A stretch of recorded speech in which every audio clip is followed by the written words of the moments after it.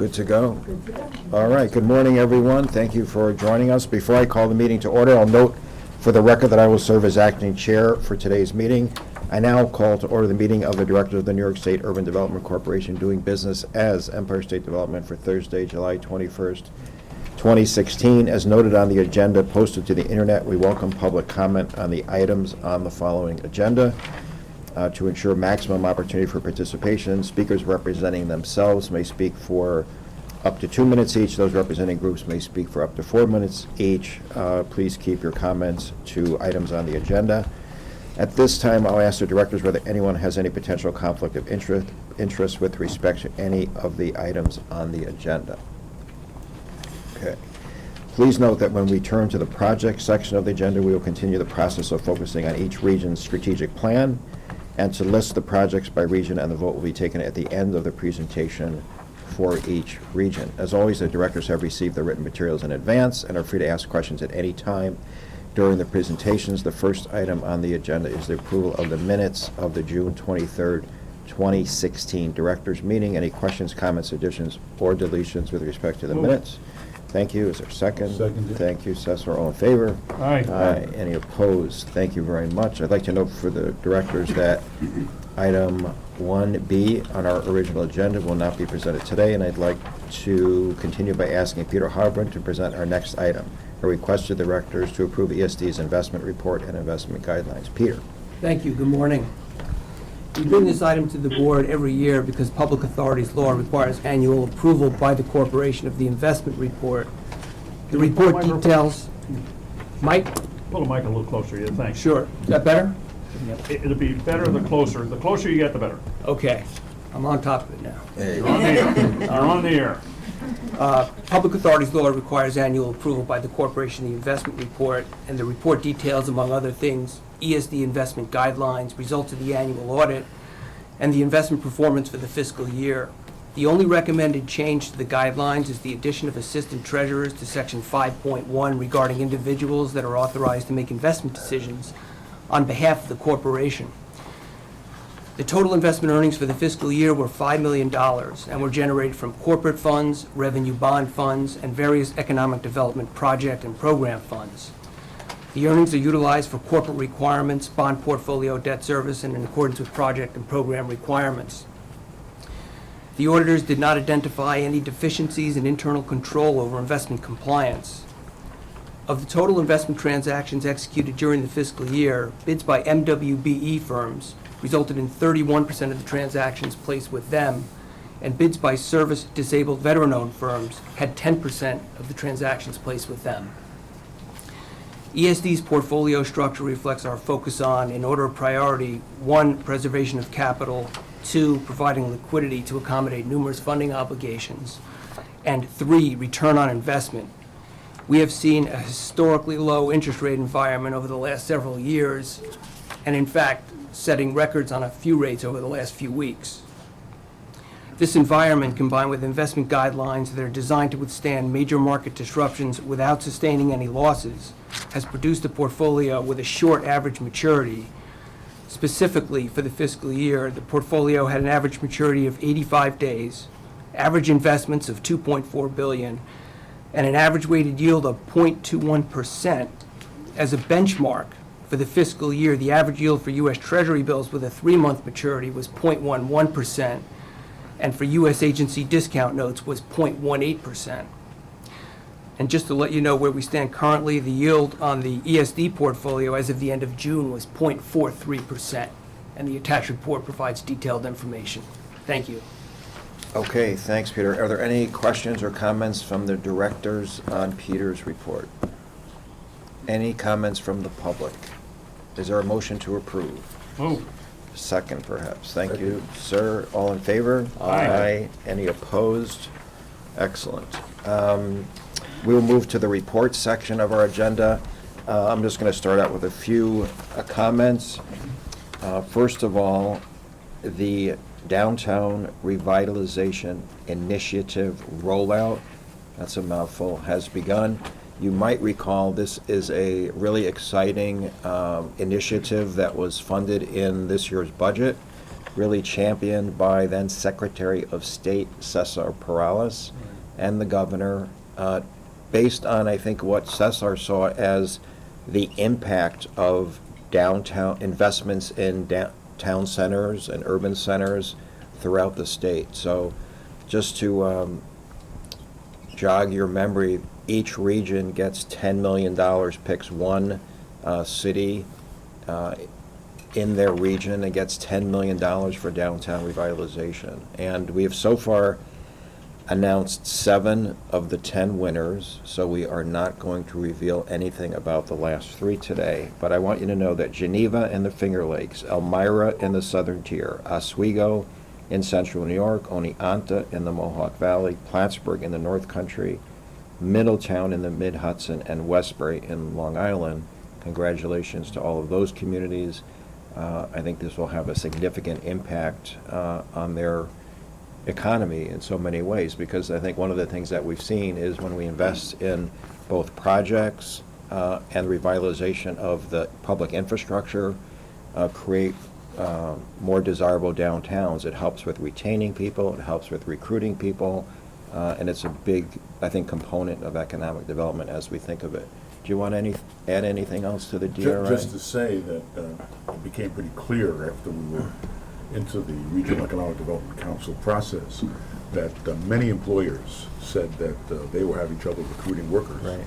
because they wanted young workers, the millennials, and that in many of these regions upstate, people don't want to live there. And so I think part of this includes the idea that we're going to be able to attract young people once again to upstate New York. Way to go. And Buffalo has something to do with it, right? All the good stuff. Buffalo's not a problem. What this is this is an outgrowth of the awareness that started a little bit under Patterson, but was boosted greatly by Andrew Cuomo about jobs. Absolutely. The getting a greater awareness, far in excess of any prior governor in probably, I won't say New York State history, but past 40 years, I'd say at least, of New York State history, where jobs was kind of an afterthought. And where people are living, they want jobs. And this is a component of it. And it makes, it just ties in. This is a logical extension, what we've been doing for past several years, trying to create an environment where people will relocate, businesses will stay, businesses will relocate. So it's all part of it. And that's what makes it so exciting. I mean, New York State is really turning. And you can see it on all initiatives that have been taking place, starting with the ag sector with all the different the breweries and the yogurt and all that. So it's all helped, and this is just reinforces it. Howard took me to lunch in a thriving part of Buffalo, which was full of young people, having a great time. So he has personal experience in creating Children. not children, With children, you mean? but vibrant downtowns. Let's Yeah. call it that. No, No, it's been great. it fits and it's great. All right, thank you for that. I So wanted what to- regions are left? There's, let's see, New York 3 City regions is the left, longest the one. New York City region, the Western New York region, and the, which one? And the capital Capital region. region. Capital, oh, my. The capital You're not region? here to reveal the information today, right? Mike? Is that why the cookies are here? I would have to, All right. I won't say anymore. Yeah, so, I mean, I suspect those will reveal themselves in the next, days or a week or something like that. Good stuff. Okay, so I had the opportunity to be I was in Binghamton yesterday, among other places, and this was the governor, and it's worth mentioning because it's not every day that these regions get $100 million of investment. Dick's Sporting Goods, which actually has its roots in Binghamton, New York, announced a regional distribution center, 466 new jobs in the southern tier, which obviously is a big focus of ours and big focus of the governor. So we're very excited about that. we recently had the challenges, Catskill Challenge and Adirondack Challenge, which is good fun, and has really done a great job, I think, of shining a spotlight on tourism in these regions. Those regions are obviously very focused on tourism, but there's some interesting statistics on tourism that I want to share. New York State's investment in tourism, $130 million since 2011, and it has had a tremendous impact. We are now at $102 billion of economic impact for the tourism industry, an increase of 25% since 2010. I mean, 25% since 2010. I think if you took an inflation-adjusted number from 2010, maybe inflation's been running at 2% or less per year. So there's very little of that is, inflation from inflation. That is a huge economic impact on a pretty mature industry, I would say. So you got 25% increase in economic impact from 2010. Tourism is New York State's largest export. So this is a big deal. We're talking about what's approaching 900,000 jobs associated with tourism in this state. We are now in the country in the top 3 in tourism, in foreign direct investment, in international students, and these things are all interrelated. When you have as many tourists as you do to New York State, you can't measure the impact that has on things like, I'm going to send my children to New York State schools, or I'm going to invest in New York State businesses or real estate or what have you. So there's a great immeasurable element as well to tourism when you have so many people experiencing the state of New York. So it's a really important industry in direct terms and indirect terms. Or at least they come back, Yeah, for whatever reason. exactly. I want to introduce Mike Yevely. Mike is an accomplished both public and private sector individual, and we're very pleased to have him. I kind of lose track of time, Mike, but I know you've been with ESD for, I think, less than a year. Just over 5 months. Just over 5 months. And so we welcome you. You're going to give us the regional presentation. I want to thank you for raising the bar on regional directors bringing sustenance for the group. That's very much appreciated. Just as everyone knows, this is not on New York State taxpayers. This is on the Yevely family. It was on the Yevely family. So thank you. And it was tough getting them out of the house without anybody having any, so. So thank you for that. Thank you, And we Howard. welcome you. Okay. Mike, can Okay. you tell us a little bit about your background? for Absolutely, ESD? absolutely. Yes, sir. You're on your own area. So, yes, I have 22 years of experience in local economic development. About 13 years of that was in the Mohawk Valley region, and 9 years in the Capital region. I worked for the City of Albany as Commissioner of Development and Planning and President of the Capitalized Albany Corporation. And I spent about 2 years doing private sector real estate development. So, that's it in a nutshell. Thank you. Well, again, thank you, Howard. Thank you, distinguished members of the board, my ESD colleagues, and those members of the public that are participating today. Let me get this into slideshow mode. Hold on one second. I apologize for my voice that I'm apparently losing, but maybe that happens when you wake up a little too early in the morning. Take a train down. You live and learn, so maybe I'll be down the night before next time. Again, we're here in New York City, but I would like to say to everyone, welcome to the Capital Region in New York. We're very proud of what we have in the Capital Region. I'm very proud to call it home. Very proud to call it home with approximately 1,080,000 of my closest friends. I did round that down a little bit because I'm sure some of them don't want to be categorized that way. Geographically, the counties, we have 8 counties, cover just over 5,000 square miles, which is roughly the size of the state of Connecticut. When you look at our population density, it really portrays what is a small town feel with some urban concentrations and obviously large tracts of undeveloped and rural land. I did put a little photo show here that kind of shows the counties of Albany, Schenectady, Rensselaer, which somewhere in there is where the cookie factory is, Saratoga County, Starts today. Yes, tomorrow, actually. Meet starts tomorrow, Warren County, Washington County, and Columbia Green. So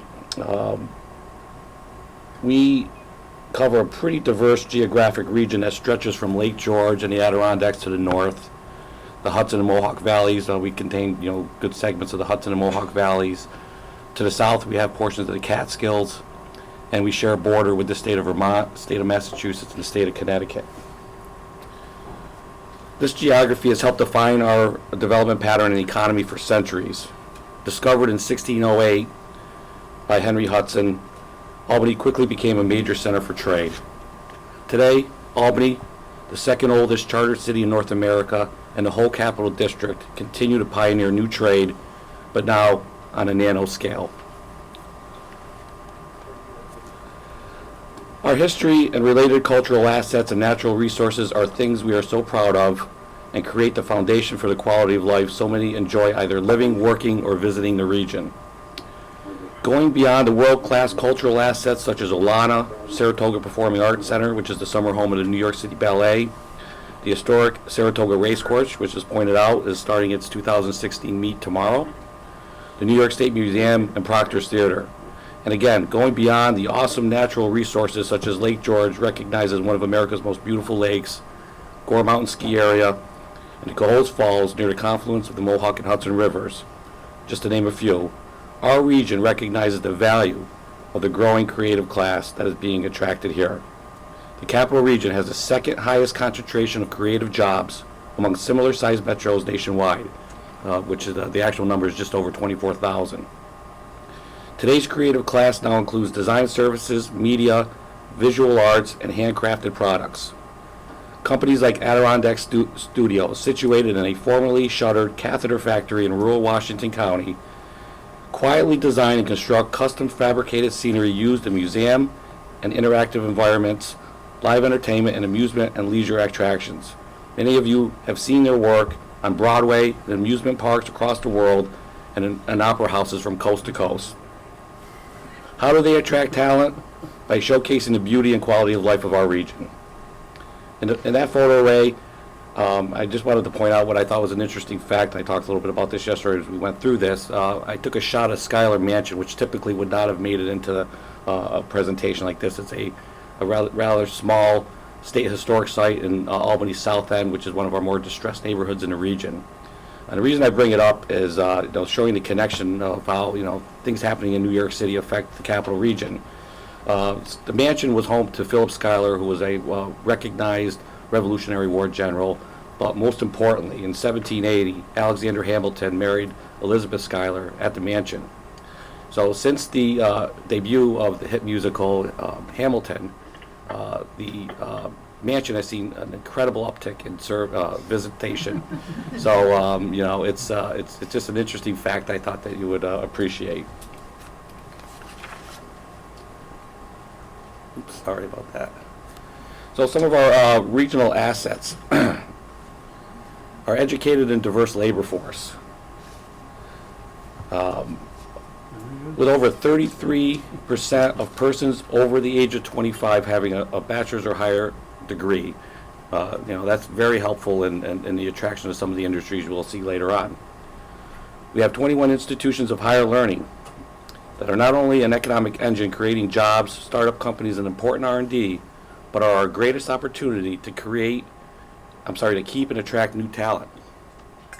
Our world-recognized R&D facilities include GE Global Research Headquarters, SUNY Poly, and its hundreds of corporate partners, and those are the seeds where we see our new manufacturing job growth and retention. We are blessed with major market transportation assets.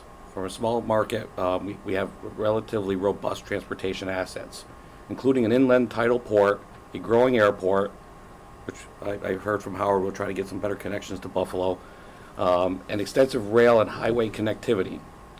We are situated within one short day drive to more than half the purchasing power of North America. So a little population overview again, we're just under that 1.1 million. Produces a labor force of just over 540,000. As you can see, our unemployment rate, 3.8%. I gotta tell you, I didn't look back, but it's gotta be one of the lowest that I've seen since I've been working professionally in economic development in our region. Our median household income, obviously tracks well with New York State and the rest of the U.S., as does our GDP growth rate over the last, the projected GDP growth rate. So, again, we're very much tracking in line with a lot of the national standards. Now that gives you a good overview of the physical, the demographic attributes of the region. I would like now to shift to the economic and industrial overview. Looking at it from the standpoint of jobs, which I think is the most important, you can see, like much of New York State, much of upstate New York, and then many other parts of the country, our the job sector is dominated by government and public sector, as well as healthcare and retail trade. Some of the things to point out, though, in the capital region, we have seen job growth in all those categories since 2010. And what's particularly notable is in manufacturing. As you can see, in terms of ratio, a significant amount of job growth when many areas are suffering manufacturing job loss.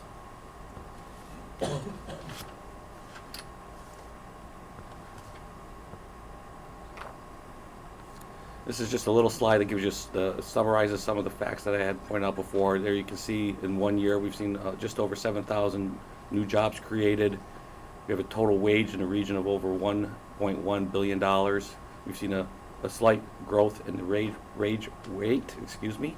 Our unemployment rate, again, one of the lowest in the state, and a high level of individuals with bachelor's degree or higher.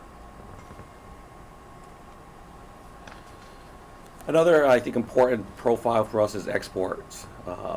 We have $5.6 billion worth of exports. I believe, again, I didn't do a lot of research into what makes up that number, but clearly the presence of GE Power in Schenectady that ships worldwide, turbine wind products, very high-end products shipped out of the Port of Albany, as well as many of the other partners that participate in the global economy, drives that number up. That puts us at 63rd out of 318 metro areas in the nation, which is impressive, and supports over 34,000 jobs.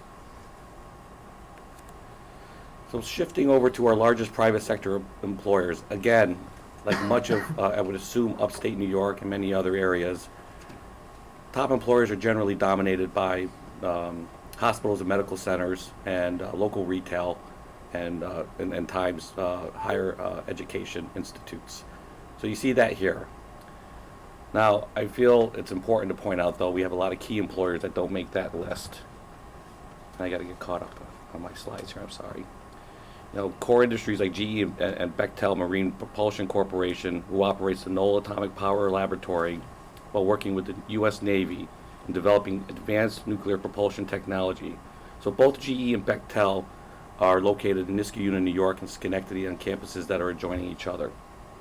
They employ thousands of folks with advanced degrees and PhDs, leading to the town of Niskayuna and Schenectady County as ranking as a top community nationwide in concentrations of residents with PhDs.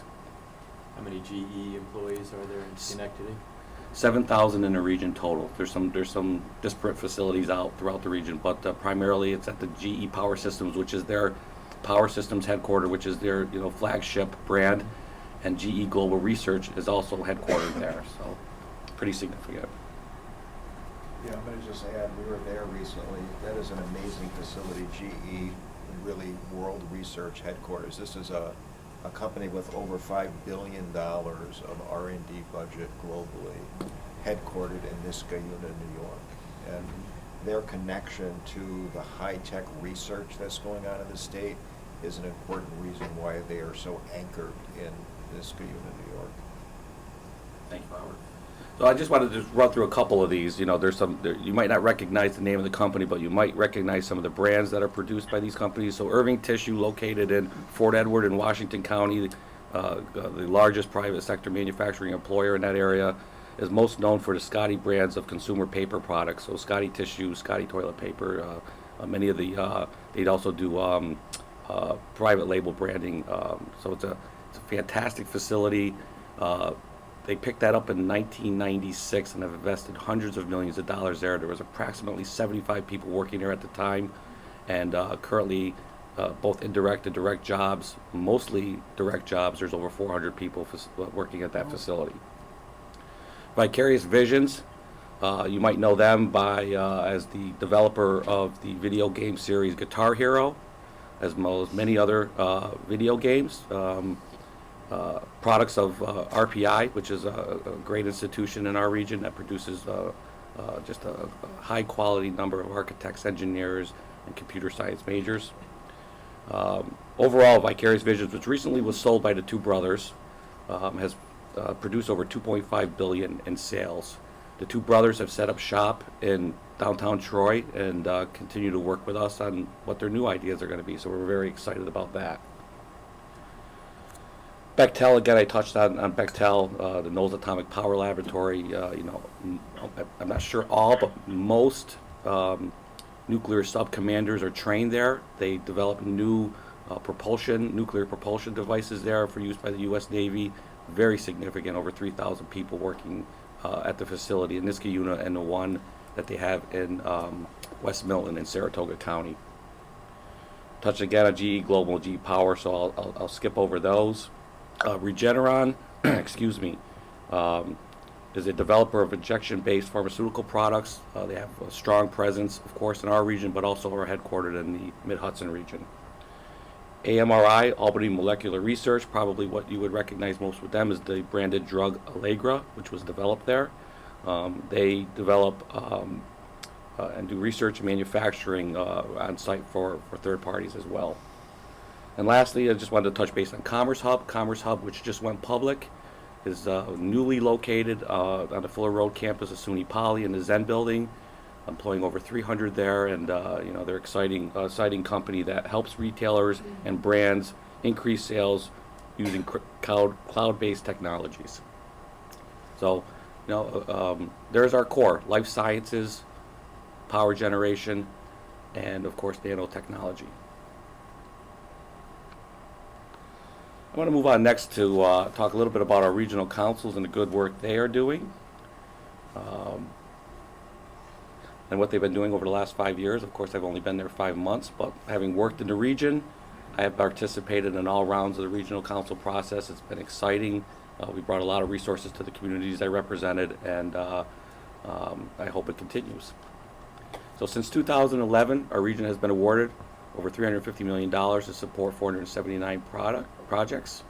Most recently, in round 5, we were recognized as a top performer and were awarded $98 million to support 114 projects, including the Tower on the Hudson, which is a redevelopment of an underutilized site in downtown Albany into a mixed-use hotel residential facility.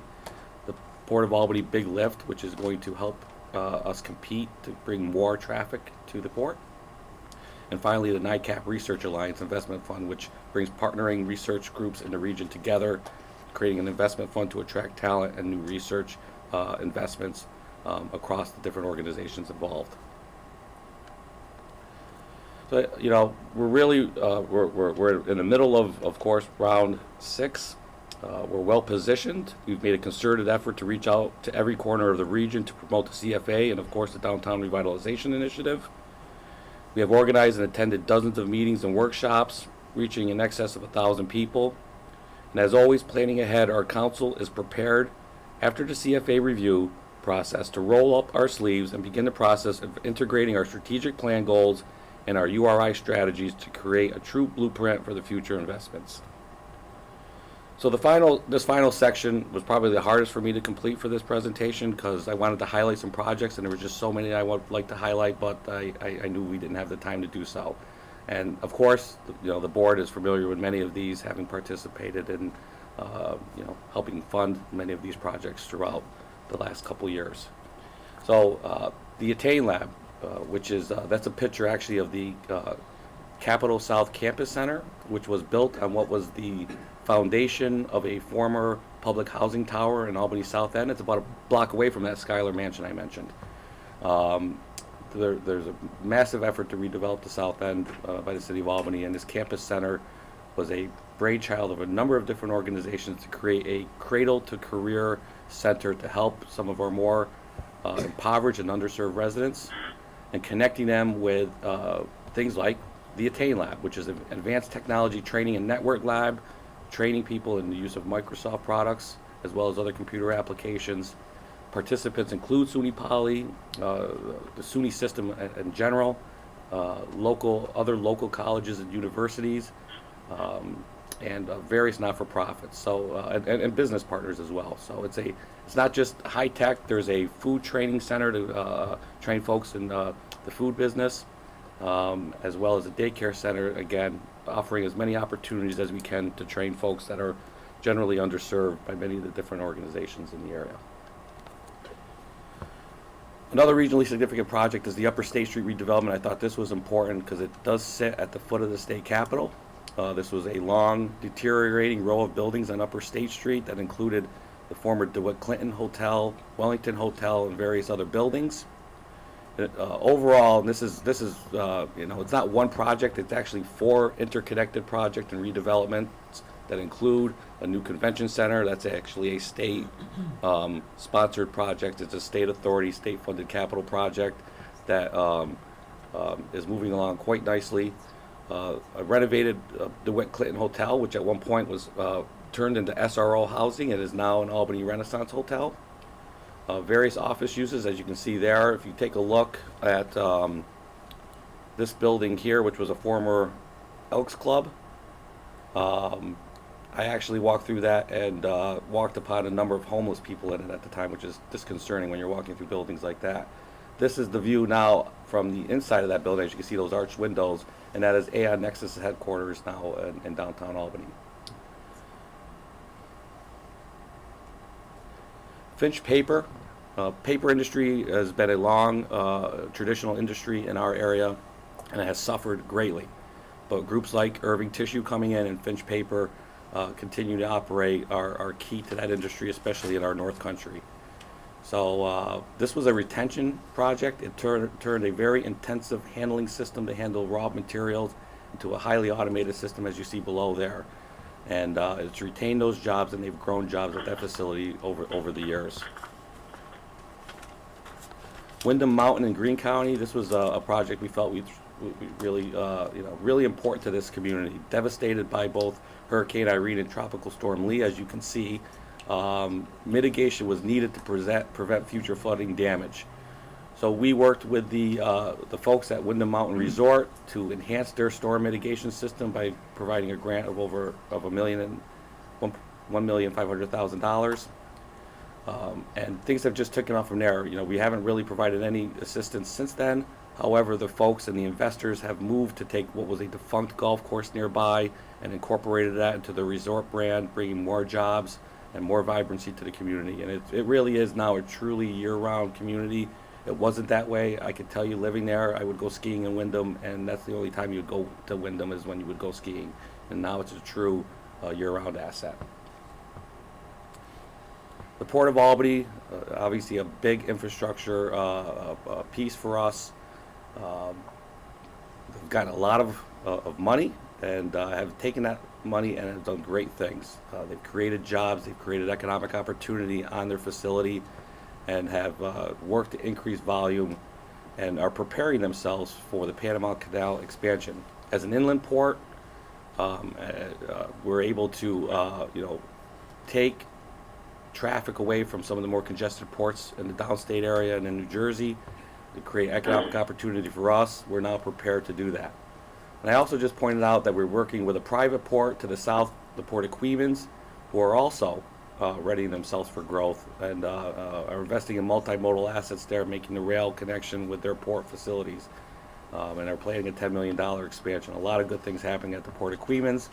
Currently, they are heavily involved in the construction activity and at the Tappan Zee Bridge. So a lot of traffic is coming from the Tappan Zee Bridge. Most of the recycling work will be taking place there. So it's just it's a beehive of activity at this time. So, in summary, the Capital Region has enjoyed much success, and I will say is poised to go even further.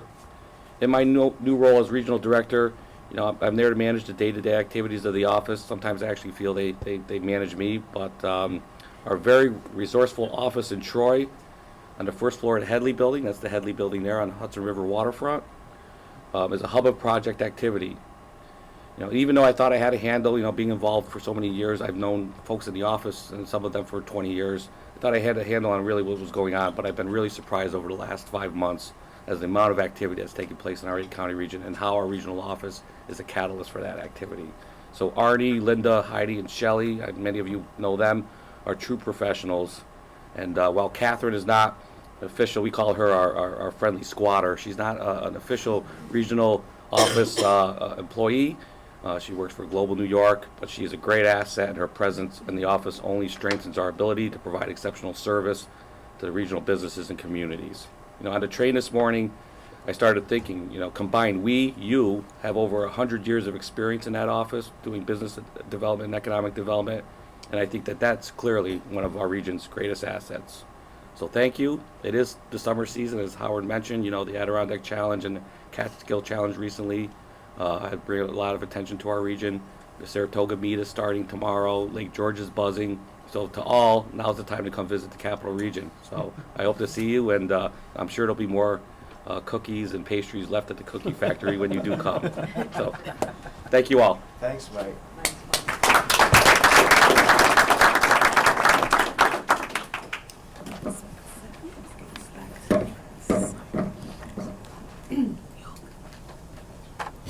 All right, That was great. way to go. Very good. That was really great. Thanks. Thank you. Good job. 3.8% unemployment. That's impressive. We do have our pockets of Yep. concerns, though. You know, our urban Yep. cores are definitely pockets of concerns, and Yep. again, we're trying to create initiatives to address those at the Yep. regional council level and with the many community members that Yep. are there to do that. I mean, I think the Capital District is a, perfect example where, you see the intersection of university research and industry and commercialization. You cannot have companies like GE, Global Research Headquarters. You can't have life science companies like Regeneron. You can't have GlaxoSmithKline. You can't have those types of businesses without having really world-class leading university research. And in the 21st century, that intersection between university and industry is increasingly important and is increasingly a strategic advantage for New York State. And we have several items on today's agenda that reflects that, whether it's chip fab or photonics, power electronics. These are all next generation 21st century industries where they intersect with the university research. So we're excited about that. We're excited about our agenda. Before we get into the items specifically, I'm going to ask Glendon is going to give us a summary of some of the projects on today's agenda. Glendon. Thank you, and good morning. The directors will be requested to consider 6 projects totaling $83,425,000 in grants and a loan. The projects include 1 Buffalo Billing Award, 5 Regional Council Awards, and 2 discretionary awards. The projects will take place in the Western New York, Finger Lakes, Long Island, and North Country regions, leverage over $126 million of additional investment, retain 4,683 jobs, and create 45 jobs in the state. Thank you. Okay, thanks, Glenn. We're going to move to the presentation section. I want to thank Vinny Esposito, who heads our Finger Lakes region. You have all met for being here in person. In addition to discussing the Food Link Capital, he's also going to be discussing photonics, AIM Photonics, and I believe we also have Mike Lehrer, CEO of AIM Photonics, on the line as well to help. Vinny, take it away. Terrific. Thank you, Howard. Thank you, directors. Nice job, Michael. I'm glad I didn't have to follow you. It was very well done. The first project I have this morning is a regional council priority project where the directors are being asked to approve 2 capital grants totaling $1 million for Food Link Incorporated. For about 40 years, Food Link has been the region's primary food distribution, emergency food bank, but has really grown into what we now refer to as a food hub, where they distribute food to distressed communities throughout the region. In 2014, they made the decision to expand their headquarters, allowing them the opportunity to also increase their value-added processing capabilities, primarily fresh-cut apples, which is a very large, distinguished product in our region, to over 50 schools in the region. As they undertook that project, they realized there was an opportunity to acquire space next to the facility they were moving into to also expand and create a brand-new state-of-the-art commercial kitchen in partnership with some local partners in the Rochester region, most notably Wegmans. The Regional Council identified this as part of its opportunity agenda. If you recall, a few years ago was with the governor's effort to make sure the regional councils were considering projects in distressed communities. In particular, in the Finger Lakes region, this tied directly into the anti-poverty efforts that were of paramount importance in their new URI strategic plan. They received a $250,000 award in round 3, and then a $750,000 award in round 4, totaling the $1 million you're being asked to approve today. And it's also very notable that the Culinary Kitchen is going to allow them to do direct workforce development efforts for people impacted by poverty in the specialized industry sector of ag and food production, which, if you recall from my presentation, is one of our top 3 industry focus. The project is complete in terms of the value-added processing and headquarters expansion. The Culinary Kitchen will be completed in 2 months. Great. You can hit the second item, Vinnie, and then we'll see if we have any questions or comments. Terrific. The next project is the directors being asked to approve capital grants totaling $78 million to the SUNY Research Foundation for the cost of state-of-the-art equipment and operations related to the new federally established American Institute of American Manufacturing and Integrated Photonics, or what we call AIM Photonics. The Department of Defense selected Rochester almost exactly 1 year ago as the headquarters for AIM Photonics, which is a national consortium of 124 companies, nonprofit organizations, and universities, led by the SUNY Research Foundation on behalf of SUNY Polytechnic Institute, in partnership with 2 other New York State research-based institutions, the University of Rochester and Rochester Institute of Technology. Total investment in AIM Photonics is estimated to be over $610 million, with $110 million of that coming from the Department of Defense and more than $500 million from non-federal contributions.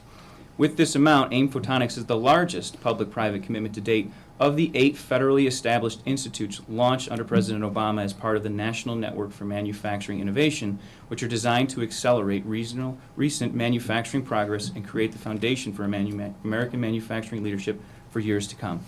As part of this commitment, New York State, under Governor Cuomo, committed $250 million in support of AIM Photonics to leverage the $110 million federal award and the $250 million plus from private support for the Institute. To help distribute these funds, Governor Cuomo created and appointed a New York State Photonics Board of Officers to help establish the ground rules for how this money would be dispersed. The Photonics Board met in January and again in June to establish ESD as the fiscal agent for these funds, and in their June meeting recommended the first $106 million of state funding be released for initial operations and established a testing, assembling, and packaging facility in Rochester.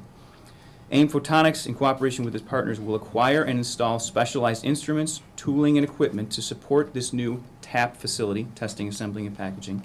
And the equipment list is included in your board materials.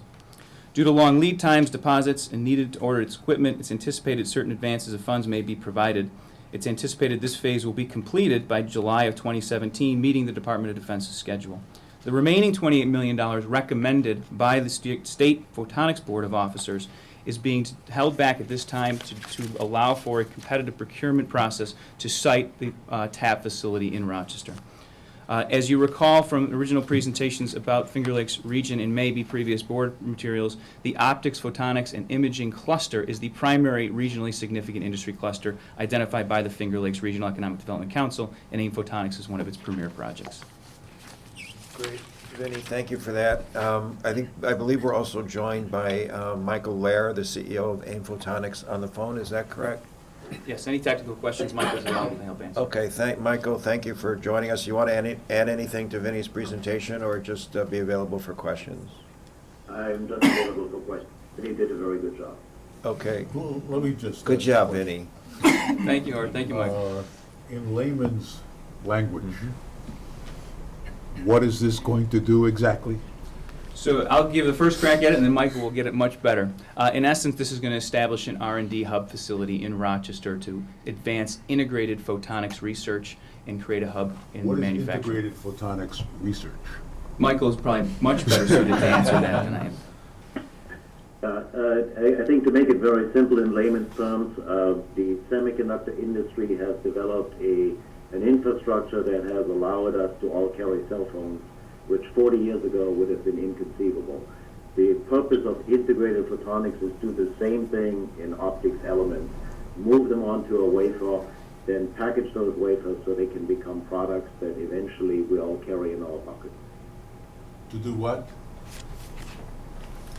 The optical elements that we're talking about here are, lasers, detectors, so stuff that uses light instead of electrons. So we want to use wires because they are very energy consuming. If you can use a fiber instead, you can put more information through that at lower cost, lower energy consumption, and faster. I mean, it's sort of the building blocks of the whole chip industry, more and more power, more and more capabilities on smaller and smaller sizes, using less and less power.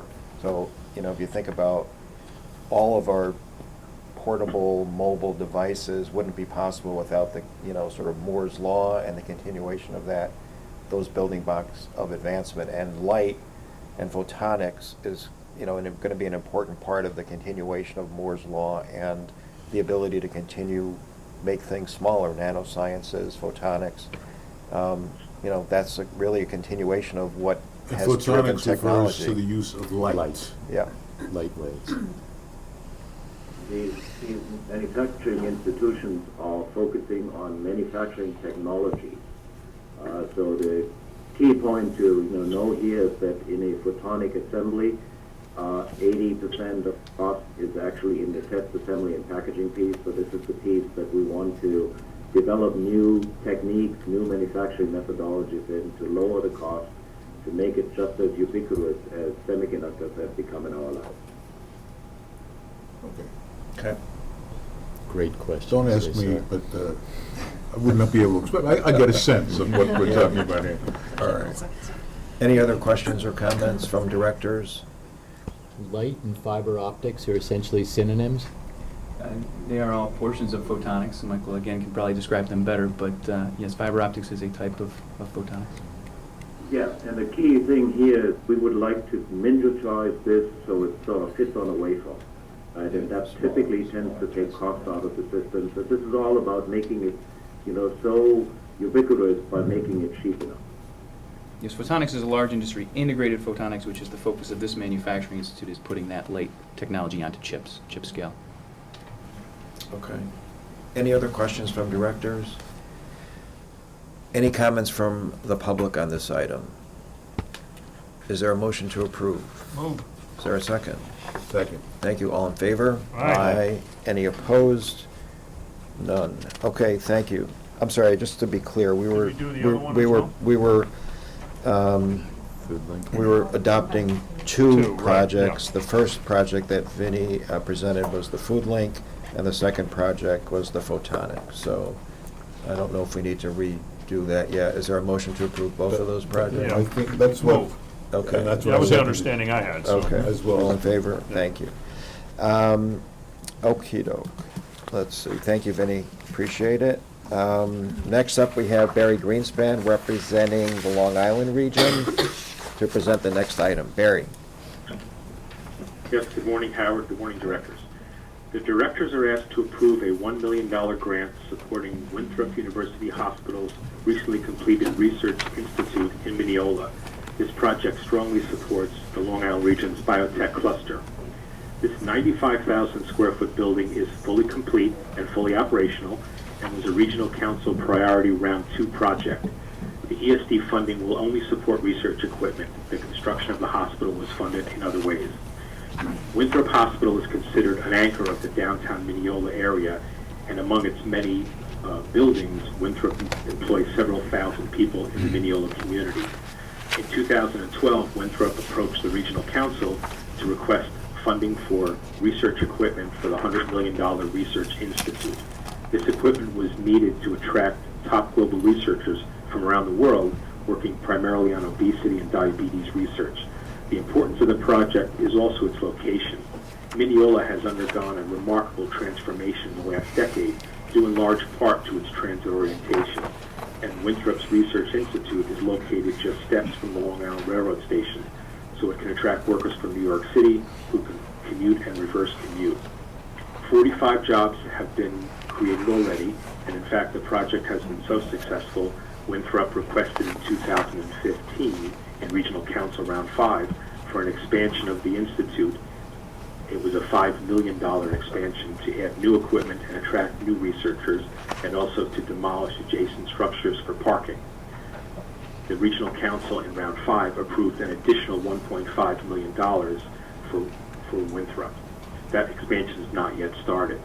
The project strongly supports the region's focus on biotechnology. The project is completed, fully operational, and they have far exceeded their job goals. In fact, on July 7th, the Lieutenant Governor toured the Institute to see all the progress that's been made. The board is now asked to approve ESD's first disbursement. Thank you, and I'll take any questions. Great, thanks, Barry. Are there any questions or comments from directors on this item? I just want to add, I was in Long Island this week, and I had the opportunity to tour Brookhaven National Labs, which is an amazing asset for this state out on Long Island. And the life science cluster in Long Island is extraordinary, and the assets in that region are amazing. These are huge next generation job creators and innovators. So, I know you all know Long Island is a big life science cluster for the state, and this project is consistent with that. Any questions or comments? Any comments from the public on this item? Is there a motion to approve? Moved. So moved. Thank you. Seconded. Second, third. All in favor? Aye. Aye. Any opposed? None. Thank you, Barry. Thank you very much. Thank you. Chris Shefflin of the Western New York region will present the next two items. Chris? Hi, good morning, Howard. Good morning to the directors. The directors are requested to approve a $1.5 million loan from the Buffalo Regional Innovation Cluster Fund, or the Better Buffalo Fund, to Niagara Street Buffalo LLC to be used for a portion of the cost to renovate a vacant and historic brownfield structure into a mixed-use development, Turner Brothers Law. The $9.3 million project, which will be complete next month, included the renovation of a long vacant, approximately 55,000 square foot series of joined structures, including a 4-story former manufacturing facility circa 1848, which was once home to Turner Brothers, a manufacturer and retailer of medicinals. The building is listed on the National Register of Historic Places and underwent a complete interior and exterior restoration and reconstruction. The mixed-use structure now consists of a first-floor light manufacturing and small retail operation for a startup gourmet pierogi manufacturer, as well as 40 market-rate 1- and 2-bedroom apartments on the remaining floors. The apartments are already fully leased. As the directors are aware, the Better Buffalo Fund is a competitive loan and grant program through the Buffalo Billion Initiative, which was rolled out in 2014 to encourage density and growth along transportation corridors and the revitalization of neighborhood commercial districts within target areas in the city of Buffalo. The Better Buffalo Fund consists of two segments. One is transit-oriented development, which is administered by Empire State Development and assists in gap financing for adaptive reuse or infill capital projects, which promote dense development within a quarter-mile walking distance of transit stops. And then there's the Buffalo Main Street Initiative, which is modeled on the New York State Main Street program and administered by our partners at Homes and Community Renewal. This transit-oriented project is located at the foot of the Interstate 190 and within about 30 feet of a bus stop. It's in close proximity to numerous amenities and within minutes of downtown Buffalo. I think the immediate lease of all residential units and the commercial component is a testament to the need for market rate housing in this area of the city of Buffalo. Thank you on that item. Okay, thanks. The second, the directors are requested to affirm the June 23rd, 2016 general project plan for UH Loft LLC, a limited liability company controlled by CB Emanuel Realty. Last month, the directors approved a $2 million loan from the Buffalo Regional Innovation Cluster Fund, again, the Better Buffalo Fund, to UH Loft for a $16 million rehabilitation and reuse of the vacant former Buffalo Public School number 63 into mixed-income workforce rental apartments known as Loft at University Heights. Following the director's approval as required by Section 16 of the UDC Act, a public hearing on the general project plan was held on July 6, 2016 at Buffalo City Hall.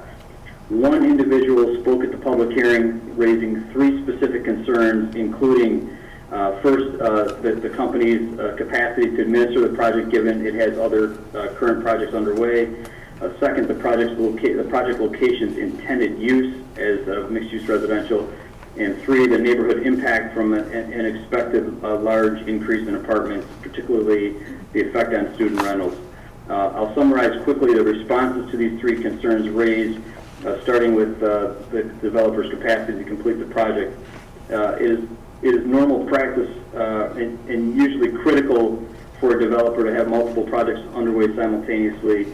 Further, governmental agencies and JP Morgan Chase, which is providing construction financing, have reviewed and approved CB Emmanuel's financial and staff capacity to proceed with both projects that are mentioned.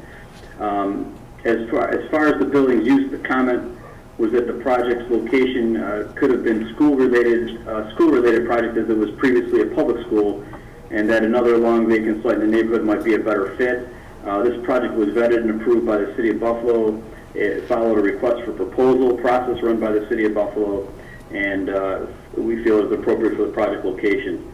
The developer was not asked at any time to reconsider the uses at the project site. And last, an expected influx of 44 neighborhood apartments is more of an economic engine to support local businesses and services. The company has worked with local neighborhoods for years on the concept for the development. Block clubs have gone on record in support of the rehabilitation project, and the project is consistent with the city's consolidated plan of revitalizing distressed areas by removing blight. Finally, a market analysis found that there is a strong need for affordable family units in this 4-track School 63 market area, and the project is not targeting students, rather a small working family. So in summary, staff believes that the concerns raised at the public hearing have been adequately addressed, and that the project is expected to have a positive impact on the community. Therefore, we are asking the directors for affirmation on the June 23, 2016 findings of the general project plan. Great, Chris, good job. Thank you. So we have two items, Niagara Street, Buffalo, Turner Brothers, and Lofts at University Heights, CB Emmanuel Realty. Are there any questions or comments from the directors on either of these two items? I'm just going to say that this program, as part of the Buffalo Billion, this Better Buffalo Fund, has been a resounding success. This is like downtown revitalization initiative on steroids, transit-oriented development, these main corridors, these mixed-use projects, use of HCR Main Street grant, and all the people who have helped with that. And I want to point out that the vast majority of this Better Buffalo Fund money is in the form of loans, so they come back and they continue to advance future revitalization of the city. These have been very impactful projects.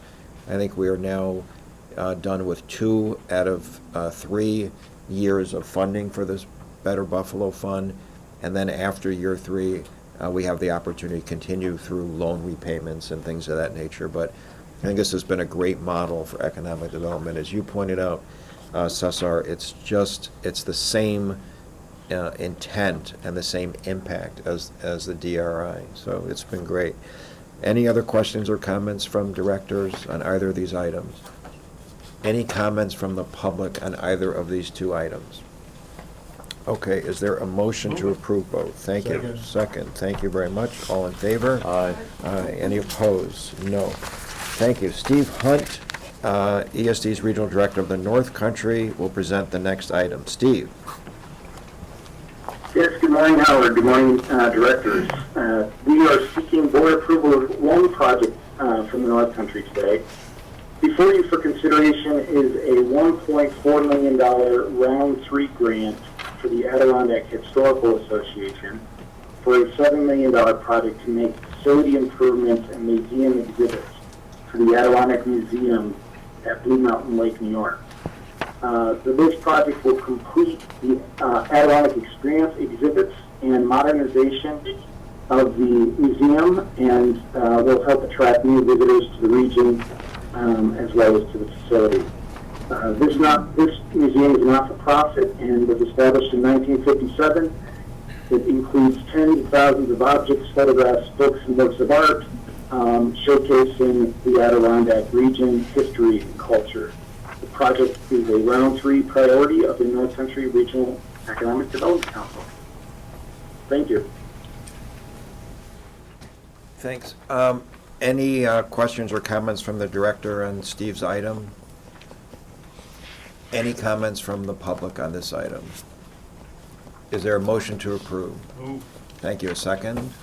Thank you. All in favor? Aye. Any opposed? None. Thank you. Carried. Kelly Bacarizo will now present the Market New York program item. Good morning to the Good morning to the board. Today we are requesting your approval for a Round 5 Market New York Working Capital Project totaling $525,000 awarded to the National Comedy Center located in Western New York. This project will initiate a marketing plan to promote the National Comedy Center, which is designed to be a national attraction based on the celebration of comedy, and it embodies Lucille Ball's vision for her hometown of Jamestown. The National Comedy Center will serve to encourage increased tourism to the region, and this attraction will further enhance an international, national, and regional tourism destination. Is that it? And if you have any questions, I'd be happy to answer them. Okay, any questions from the directors for Kelly? Any comments from the public on this item? Motion to approve? So moved. Thank you. Second. All in favor? Aye. Aye. Great. Joyce Smith will present the Entrepreneurial Assistance Program. Joyce. Thank you. Good morning, everyone. The directors are requested to approve grants totaling $1,902,300 to 24 community-based organizations for the continued operation of the Entrepreneurial Assistance Program, or EAP. 22 of the organizations would receive grants up to $80,900. The other 2 would receive prorated grants up to $61,250 for 10 months of operation. Organizations funded under EAP are required to match funds 100% cash and in kind. The grant funds are generally used for salaries, fringe, consultant services, and other program-related expenses. Already established in communities throughout the state, these EAP centers will continue to provide training, one-on-one counseling, and related services in business plan development and skill building to new and aspiring entrepreneurs. In the 2015-2016 EAP contract year, grantees helped 409 businesses increase sales by $31.9 million, assisted 150 businesses with securing $7.8 million in financing, helped 202 businesses increase employment by 572, and helped 273 businesses retain 1,600 employees.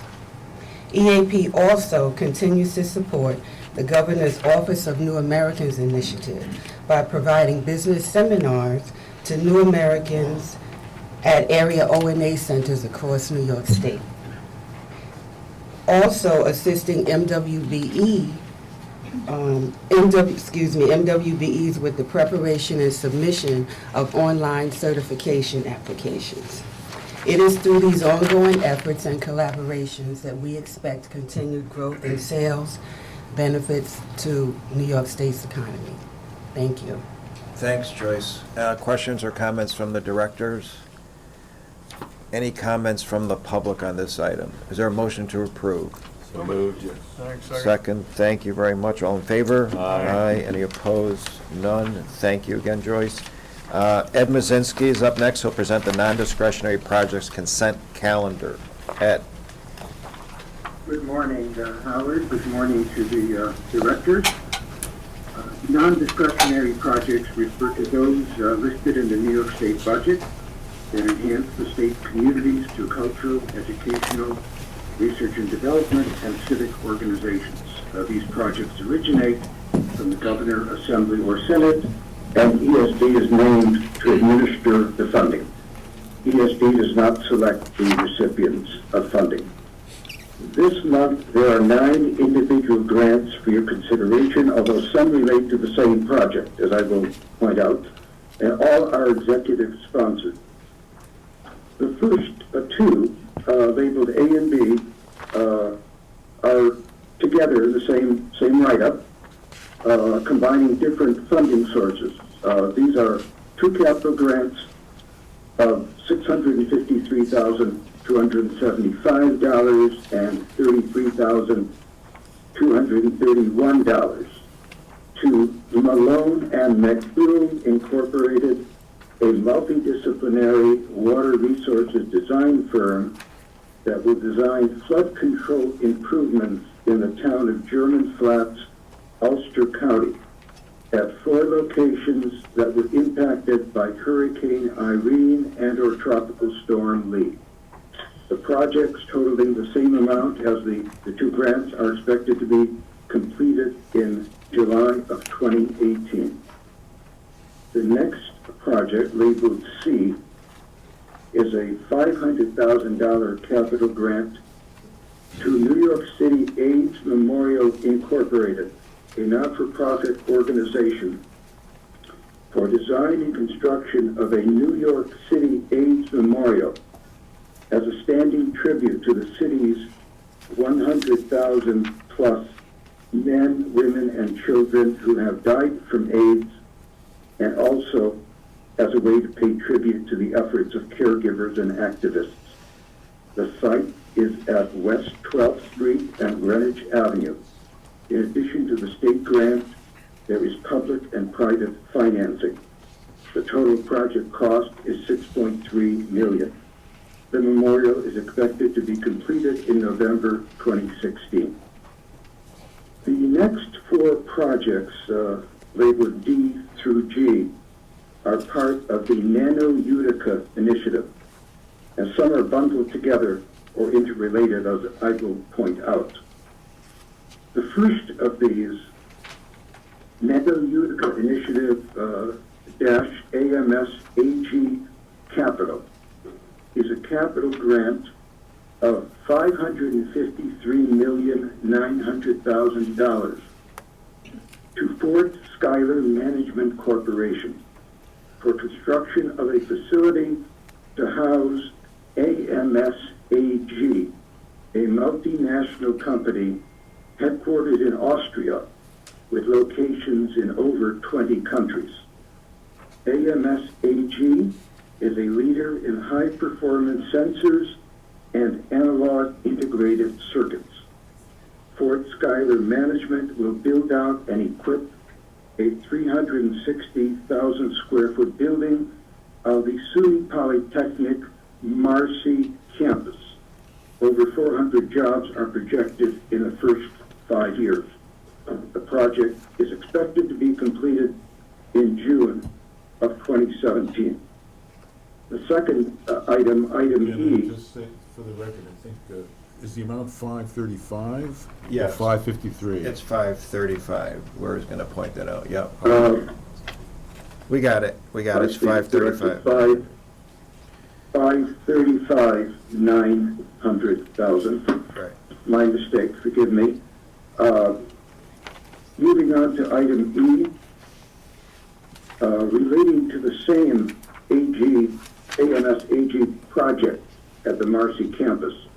This is a capital grant of $49,100,000, and the grantee for this is Mohawk Valley Edge, the region's economic development entity, which will oversee site and infrastructure work for a greenfield site, also to be part of the AMS AG Nano Campus Hub.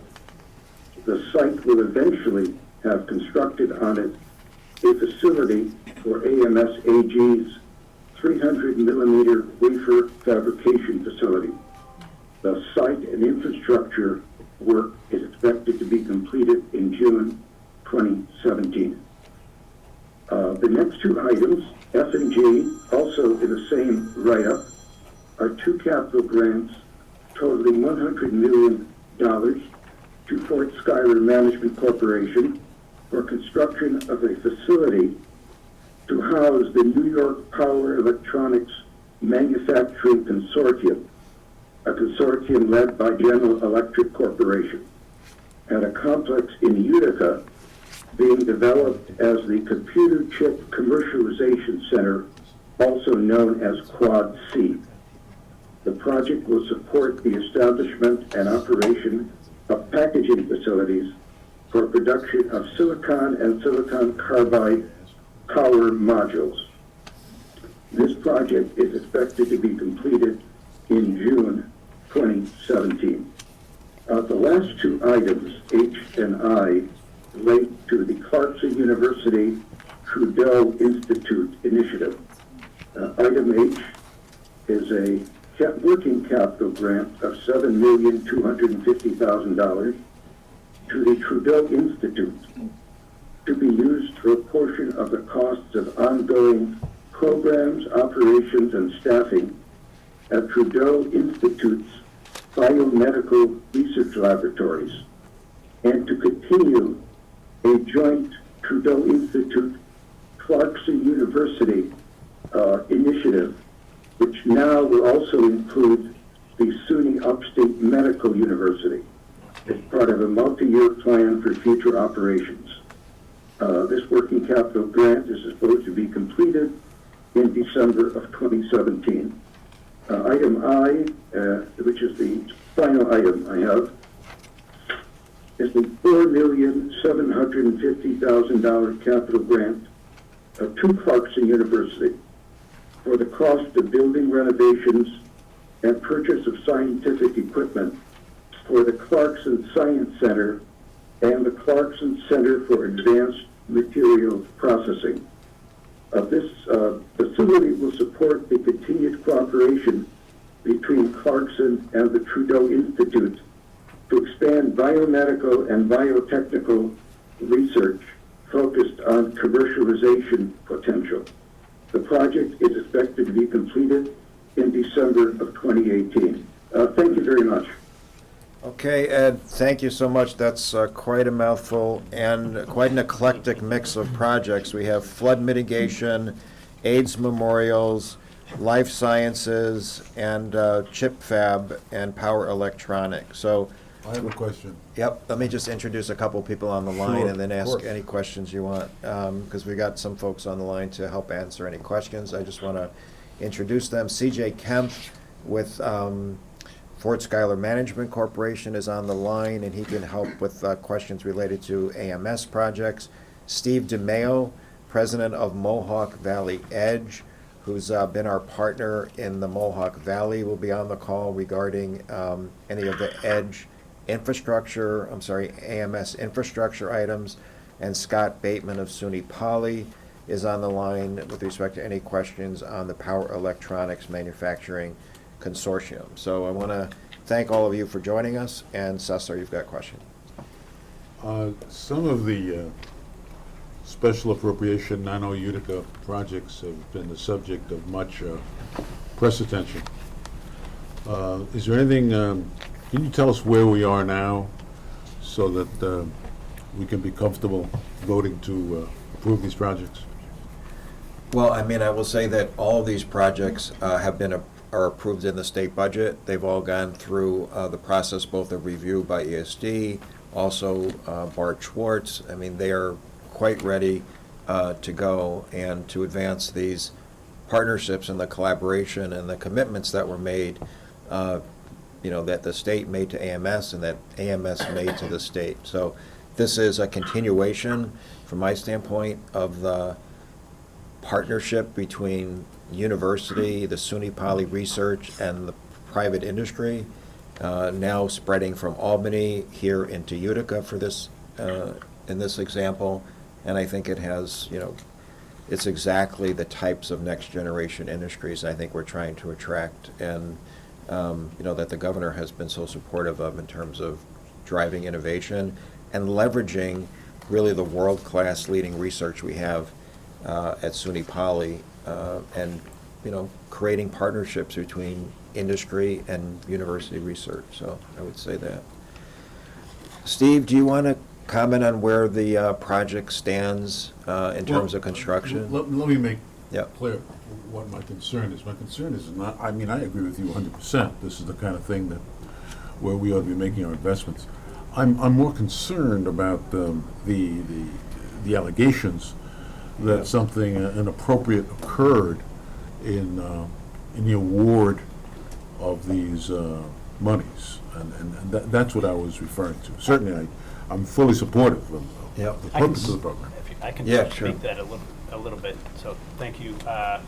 First and foremost, these are all items were appropriated in the state budget in April. So they will go through our normal process of review and documentation, and we'll have a GDA with, in this case, Fort Schuyler Management Corporation or Mohawk Valley Edge. All of these items in their initial review before they're presented to you are presented to Guidepost and Bart Schwartz's team, where they say, go forth, things look good. In addition, when we go for any expenditures, they are working closely with ESD and Fort Schuyler and Mohawk Valley Edge to ensure proper documentation, proper processes are put in place. They're very closely looking at all of these to ensure that everything as it should be, and they've been working closely with us on, for example, the Solar City Riverbend items that we approved over the last maybe 4 months ago. They've been good partners, but they're looking very closely at everything and will sign off before any payments go out. Good. As we do, and As I think we do. as we do first, and Yeah. as we had an audit presentation last month, that every single one of those items has been reviewed independently through the auditor. So there's quote unquote, you refer to, well, let's just leave it at that. I mean, Belts and suspenders, I think yeah. is what it is, right? So there's an awful lot of review going on with these projects. That and- was my question, Yeah. and I appreciate your answer. Yep.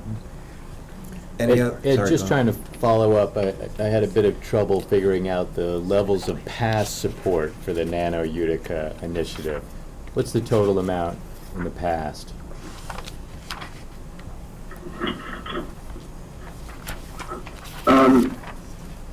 They are, unfortunately, we didn't run a total. They are individual ones are spelled out in the materials.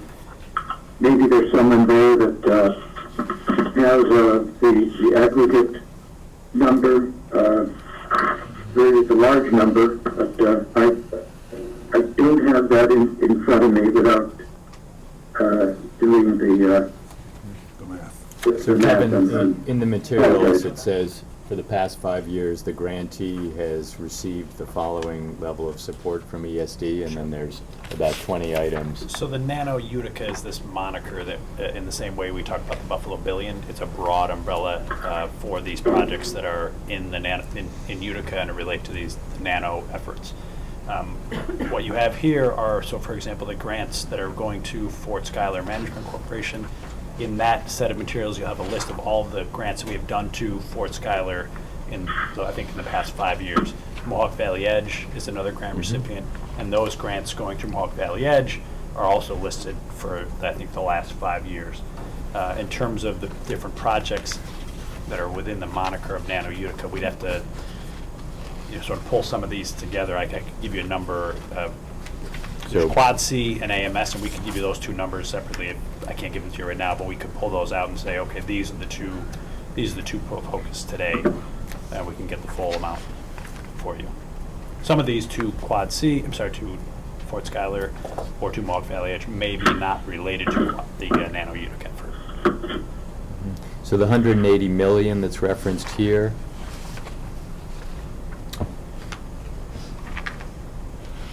Reference, What page? at the end of the long list on page 4.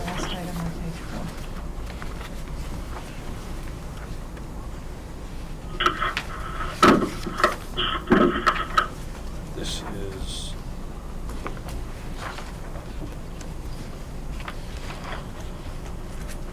what? So if you tried to aggregate, what's the past level of support and what's the current requested level of support or the reported level of support, what would that number approximately be? I'd have to pull those together, but it's going to be, with these projects, it's roughly 685 million for these, Utica projects, and there probably is in the neighborhood of 150 to 200 million previously supported through these grants for this effort. But I'd have to get those specifics for you.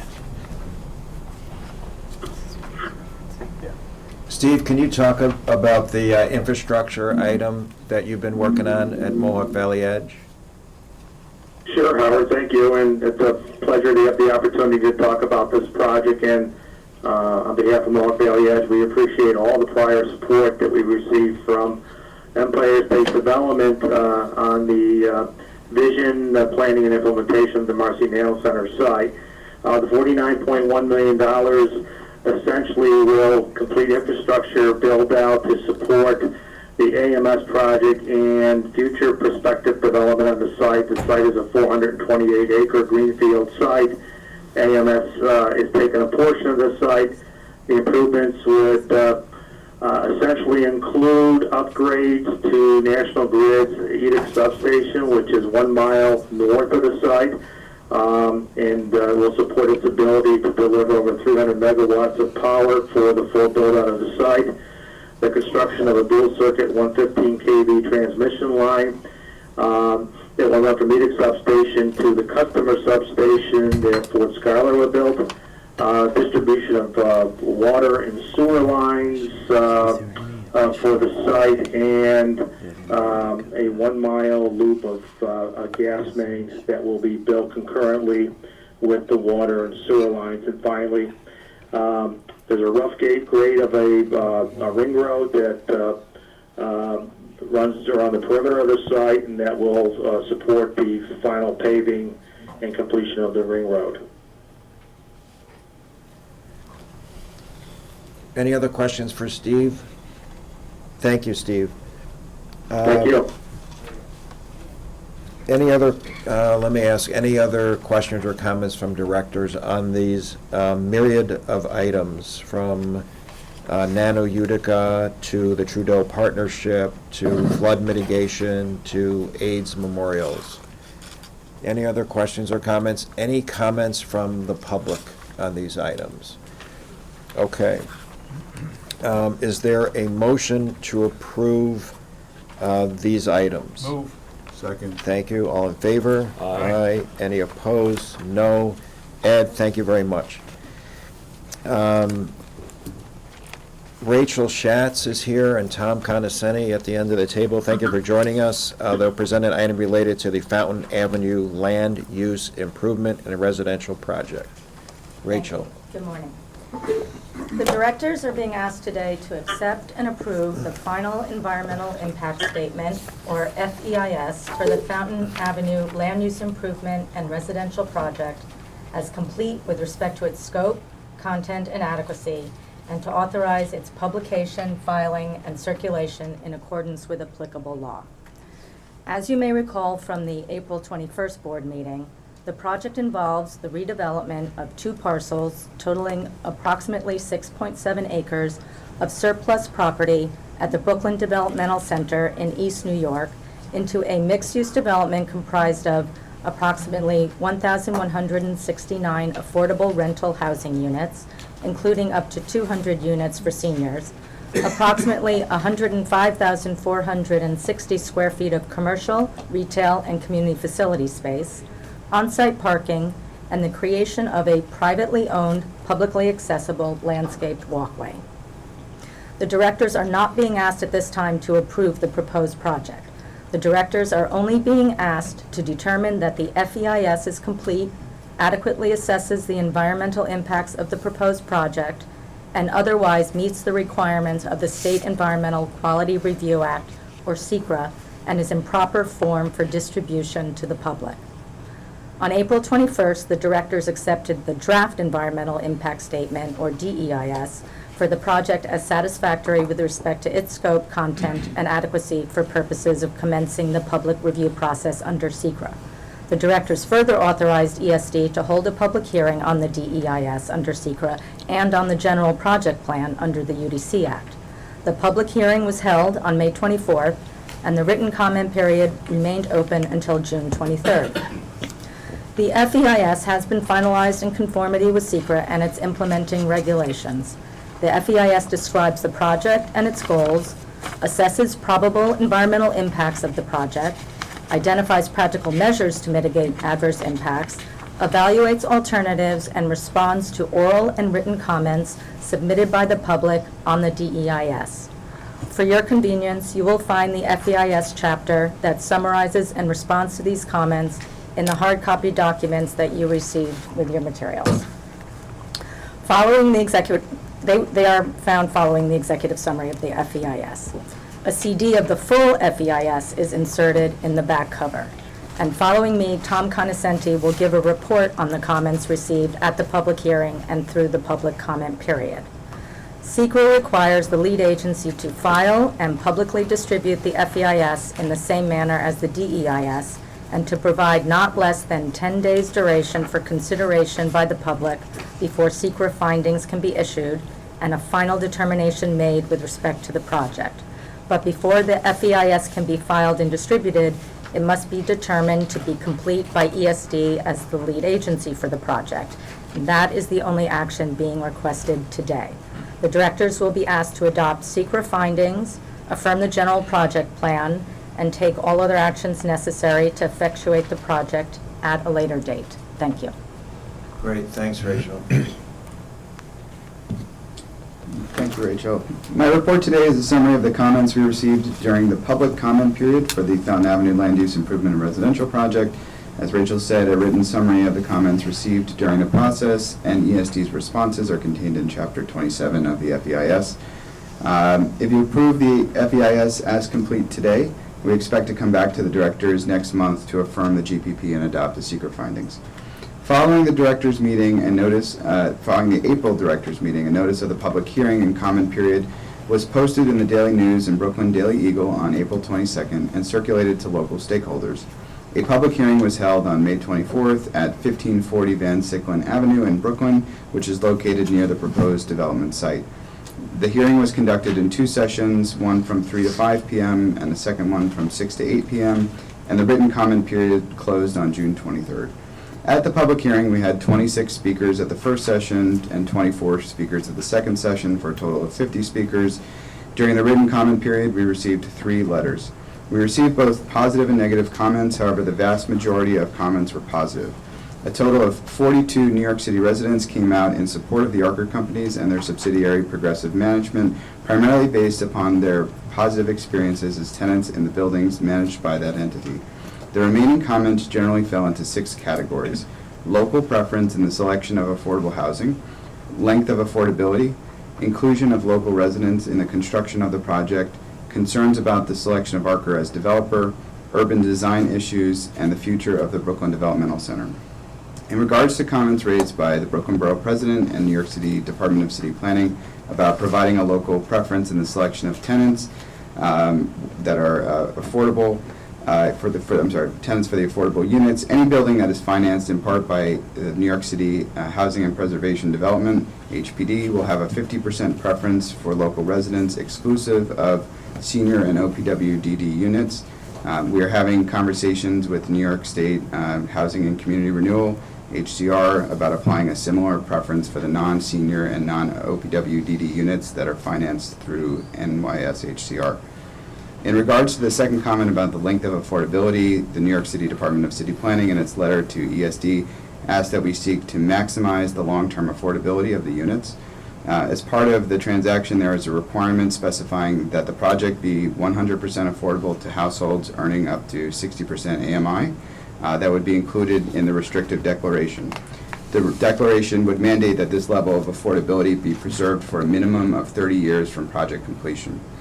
In regards to the third comment about the hiring of local residents, which was raised by several members of the community, including the Brooklyn Borough President, the developer has expressed intent to retain a firm to assist in maximizing local participation in the construction of the project.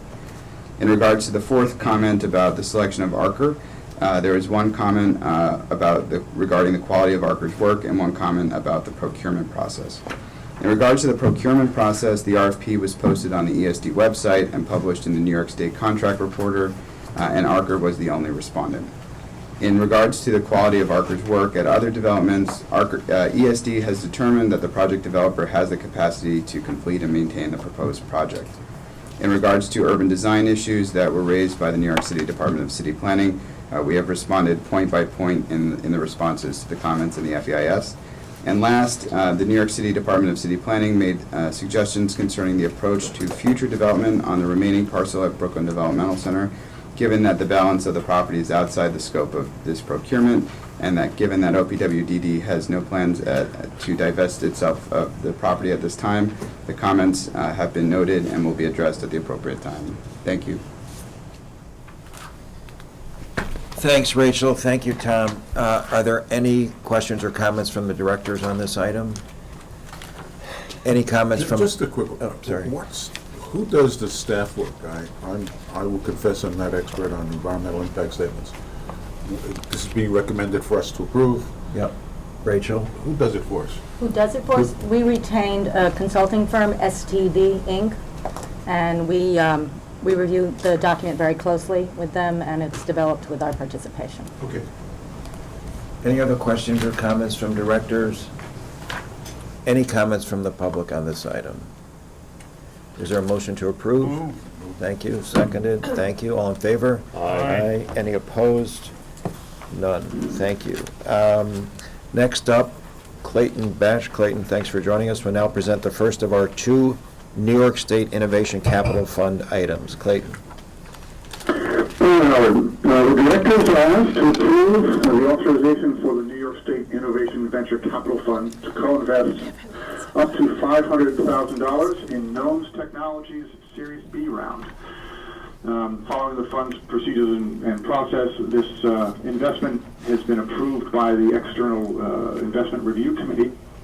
Gnomes is a Rochester startup based in the Eastman Business Park, which has commercialized Cornell University's intellectual property to develop an electrolyte that produces lithium-ion batteries that are both safer and higher voltage, more so than the current battery design. These attributes have been recognized by the transportation industry, among others, particularly as the electric vehicle market is growing.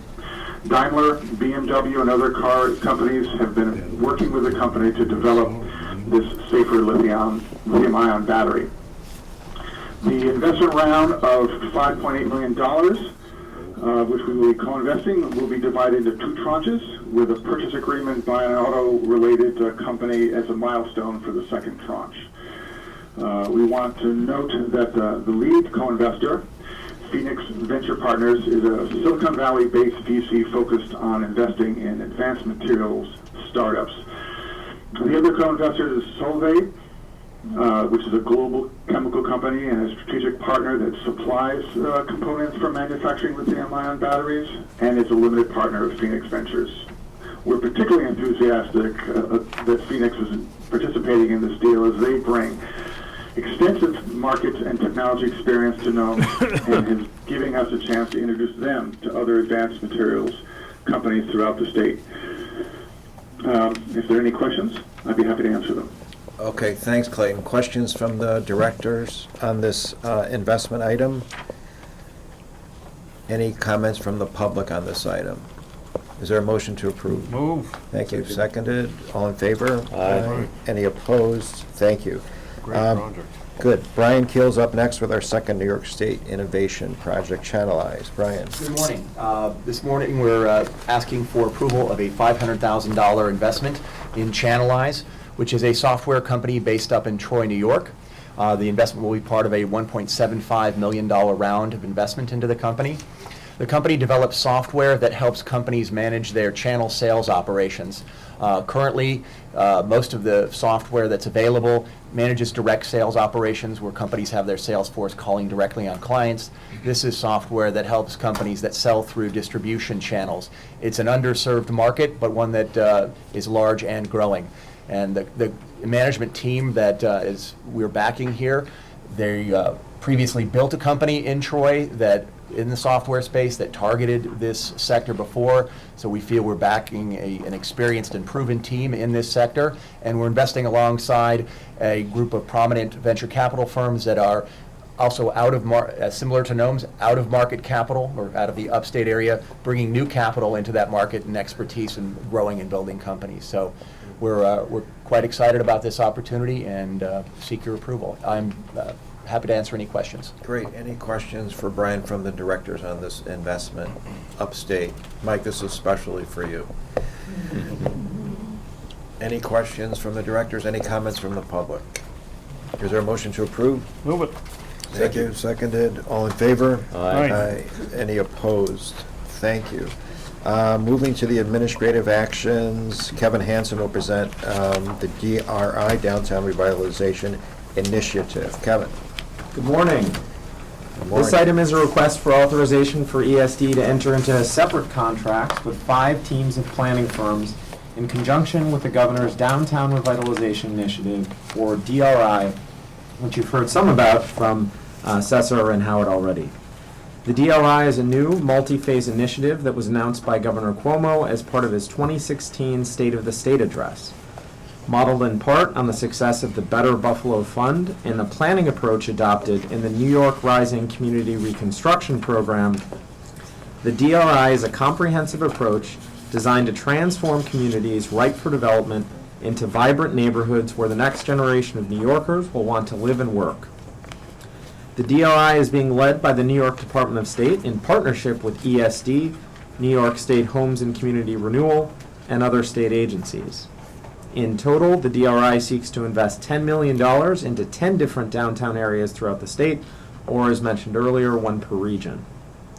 Under the initial planning phase of the DRI, each of these 10 selected communities will receive $300,000 in state-funded planning services.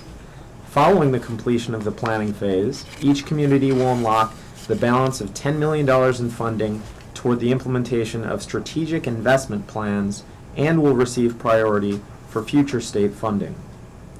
The 5 contracts that the directors are asked to approve are limited to providing planning services as part of this first phase of the DRI, and the total value of these contracts, which again will support 10 different communities, is $3 million. Individual contract values, as noted in the materials, are either $300,000, $600,000, or $900,000, depending on whether or not the firm was assigned with 1, 2, or 3 DRI areas. Funding for these contracts will come from the 2016-2017 New York State budget, and specifically, the contracts are with HR&A Advisors, Stantec Consulting, Buckhurst Fish and Jacquemart, or BFJ Planning, Bergman Associates, and BJH Advisors. In the event that the directors have additional questions, Stephen Ridler and Sarah Crowell, colleagues from the Department of State, have also joined by phone. Great. Thanks, Kevin. And thank you, Stefan and Sarah. We appreciate it, your joining. Do the directors have any questions or comments on this item? Oh, this is really smart. It's a good idea. I'll second that. You know, it's, no, this is a good idea. You're supplying them with planning advice on their project, so then they get the 10 million, and then they say, now we're going to spend all this money to see if we can figure this thing out. Instead, this is part of the package, which I think is the way it should be. Yeah. Well, I'll let you know that that was the governor's position exactly. You sound exactly like what he said. Yeah, here's 10 million, but you got to spend another $500,000, $600,000 to make it appropriately working, to Right. comply with the requirements we've got in it. So it Exactly. really makes a lot of sense. Yep, no, we appreciate it. And to the folks who are joining us from state, we appreciate your participation. Do you want to say anything about where we are or the project? No, I think Kevin summarized it quite nicely. And you saw the reaction when you were out in Oneonta the other day, as how excited the communities are. Oh, that was fun. Okay, well, I want you to know that we've got Cesar now on Team ESD, and we are going to be leaning on him to make sure that these DRIs realize their full potential. So thank you all for working with us, and Cesar, we're extremely excited about the potential for these projects. And thanks for your help. Great. I will come back to the board and let you know how the planning is progressing. I think Mr. Dyson, for one, certainly would seem interested. Well, no, I think that this is a kind of it's really an experiment. to see what various cities can do it. I know that Poughkeepsie was trying to get into this Yes. project as well. Sorry we didn't get it, but that's, that's life. But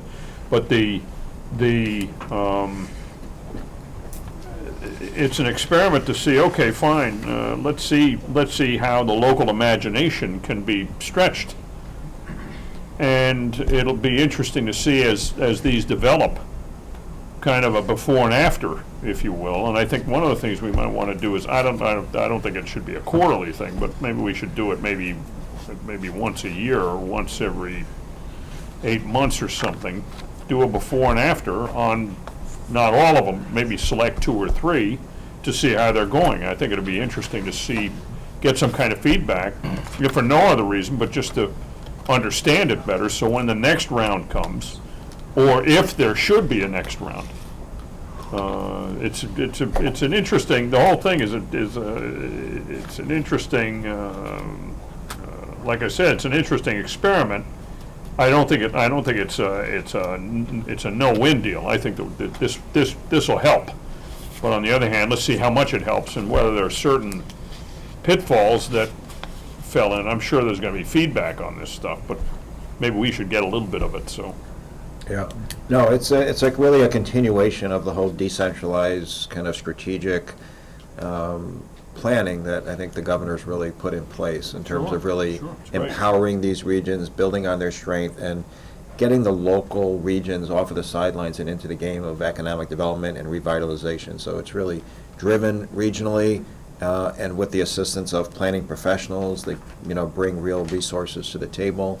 I think that combination is a winning combination. I think we've seen that actually in a lot of different downtown areas and different regions. So, I think we have a lot of reason, based on what we've seen in recent years, to be very optimistic about this. So. But this is it's 10 million per project for 10 projects. Per community.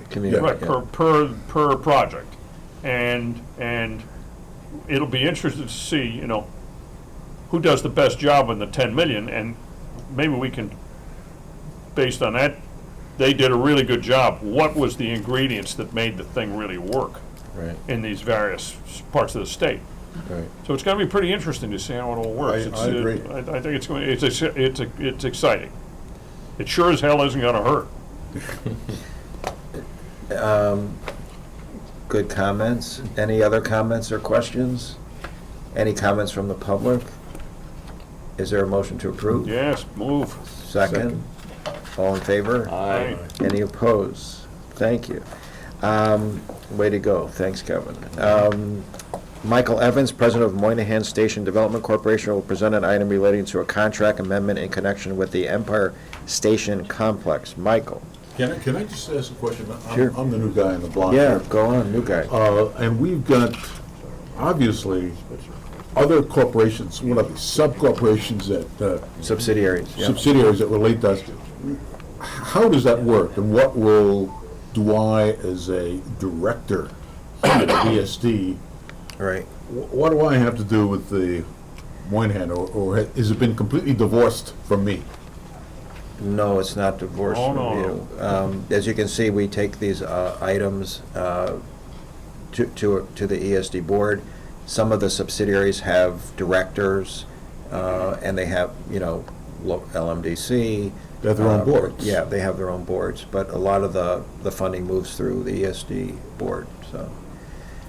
So we will periodically approve some action taken by the subsidiary corporation? Correct. Oh, sure. All right. Michael. Yes, Howard, thank you.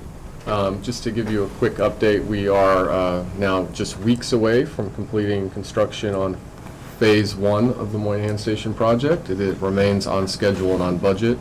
It's going very well. And we are in the midst of the procurement phase for the developer contractor team for the next phase of the project, which is the completion of the train hall within the Farley building. That is going very well. That's why I'm here today. We need to amend the contract with Ernst & Young, who is providing financial advisory services and support during the solicitation process for the next phase of the project. E&Y was originally selected through a competitive process in November of 2013. They've been a critical part of the team in terms of developing our overall procurement strategy, our financing strategy. And we are amending the contract so that they can continue in that role through the procurement process. Once we have designated, or the directors here have designated, a preferred developer contractor team, we will reassess based on the overall financing strategy whether we need to continue their services until we reach financial close. But we're trying to be prudent with managing our cash flow on the project. And so this amendment is for $350,000. The budget was developed with ESD Real Estate, ESD Finance, and E&Y, and will carry, we're quite confident, carry us through the rest of the solicitation process. Okay, thanks, Michael. Any questions or comments from the directors on this item? So Michael, just putting aside the E&Y amendment, what's the next key date or milestone in the development of the project? In terms of the development of the project, well, the phase 1 will be done by the end of the summer. And the solicitation, I don't want to give you an exact date. I think the last time I was here, we said that we look to come back to the directors sometime over the summer with an update on the solicitation process, and we are very hopeful and pretty confident that we'll be able to do that later this summer. Do we have a, like the cell phone companies say this is our coverage, do we have a kind of a summary map of how we've been doing? We've been doing this for several years now. Do we have a summary map of all the areas that we've most of them are upstate and rural areas, I get that, but do we have a summary map of the various areas where we've actually enhanced the broadband? Just a quick illustrative, you know. Yeah, this is really more on Empire. I know we've got it, but I mean, could we publish it, maybe? Yeah, that, we're gonna, Rob, we're gonna get to that on the next item when Jeff Nordhaus presents on broadband. But Michael's, Yeah, we're gonna publish it? Well, we'll come, he's doing Moynihan on broadband, yes, we're gonna publish it, Yeah, right, okay. yes. okay. Any questions or comments for Michael on the Empire Station Complex? Any comments from the public on this item? Is there a motion to approve? Move it. Excellent. Thank you. All in favor? Aye. Aye. Any opposed? Thank you. Broadband and Moynihan. All right, Michael, thank you very much. Thank you. The final two items on the agenda relate to contract amendments in connection with the New York broadband program. It will be presented by Jeff Nordhaus. Jeff? Thank you, Commissioner. Rob can't wait for you to come. I think he wants us to put broadband in Moynihan Station, so I'm seeing that question Sorry, coming. I'm in favor of both, doesn't matter. No, absolutely. Happy to give you an update on the broadband program, but first, the Broadband Program Office is seeking the Director's authorization to amend certain contracts, the advisory contracts in connection with our broadband program. The two contracts we're seeking to amend are with Tilson Technology and CostQuest Associates. We are looking to engage both firms to support the new New York Broadband Program's second solicitation for grant applications. By way of background, Tilson and CostQuest are two nationally recognized industry-leading broadband and telecom consultants, and they were selected for Phase 1 pursuant to a competitive request for proposal. That was launched in January. We conducted an RFP process, including interviews and full scoring through committee, and as a result of that scoring process, these firms were selected. At that time, both contracts fell below the required threshold for board approval, the $250,000, which is why we're here for the Phase 2, and we were not here at that time for Phase 1. The Broadband Program Office is now nearing the end of Phase 1. We have actually internally selected the winners, and we are several weeks away from announcing those. We anticipate doing that at an event in August. It could slip, but right now we're thinking late August, or hopefully not later than September. We have decided, in the interest of keeping the momentum going, to launch Phase 2 simultaneous with the announcement of the Phase 1 winners. So we're going to have no delay. We're going to announce Phase 1, and at the same exact event, we're going to launch Phase 2. Because of that, it's imperative that we have our advisors up and running and ready to go without any further delay. In addition to that, these two advisory firms have done an outstanding job on phase one. We couldn't be more pleased with their performance. Not only done a great job, but they're basically fully integrated into our team. They perform essential functions on our team, including mapping and modeling and structuring, and they're just doing a fantastic job. The other thing I would note is that the original RFP for phase one contemplated that the contracts could be amended to extend into phase two. So actually right on the front page, when we launched that RFP, we said, this is for phase one, but we anticipate amending this for phase two. So we are looking to exercise that option effectively and extend them into phase two.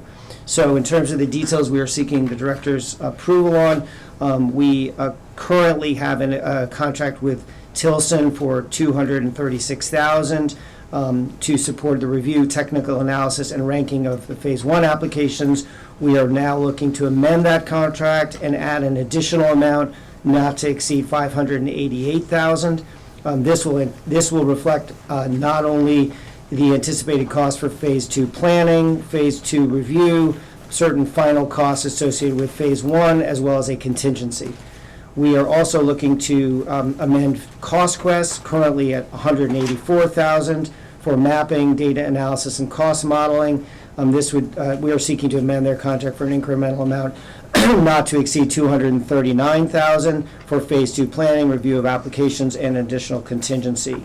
We've obtained contract reporter exemptions, and ESD staff has determined both CostQuest and Tilson are responsible vendors.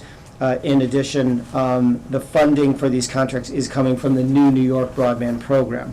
So therefore, we request that the board issue a determination of responsibility for both firms, and we request that the board approve these proposed contract amendments. Great. Any questions or comments from the directors on this? You've got two items, right, Jeff? We'll take this one. This covers both items. Oh, okay.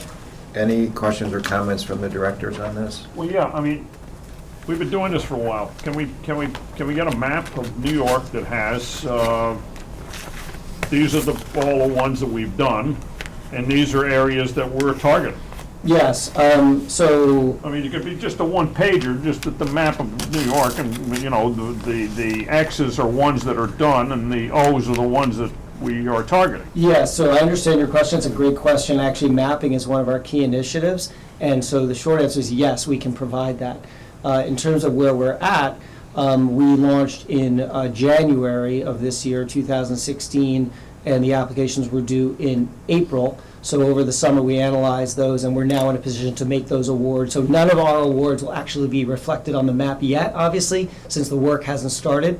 But we could show on the map where we've made awards, and therefore kind of the process of filling in. You might remember when I presented, we had that gold map showing where we are now and where we're going and where Time Warner is going. So we can provide an update of that. And next time Commissioner Zemsky asks me to present, I'll be happy to provide that map. Sure. Yeah, Jeff. You know, just simple, X, Yeah. O, and Yeah, we can do X and O. the Yep. municipality that originates it. Not a problem. You know, the idea is not to just keep it simple, but just kind of, you know, but we've been doing a lot longer than Prior to that, we had some small awards that were made Yeah, pursuant to right. Connect New York, and we It's also... been kicking around Yes, yeah. In pieces for only 3 or 4 years. at Yes, least. yes, the prior program, there was, we have that in a map format already, so I can get that to you. Add these ones. Yeah, no these guys problem. are looking at. Thanks. Yep, no problem. Yep, once we award them. Yep. Okay, any other questions or comments for Jeff? Any comments from the public on this? Is there a motion to approve? Thank you. Seconded. All in favor? Aye. Aye. Any opposed? None. Great, thank you. So, I don't know if we have any other items, do we? That was pretty meaty. All right, thank you. Is there a motion to adjourn? So moved. Thank Ooh, you. Great meeting, a lot of Thank good you, stuff. sir. All right, team, way to A lot of go. good stuff. Right.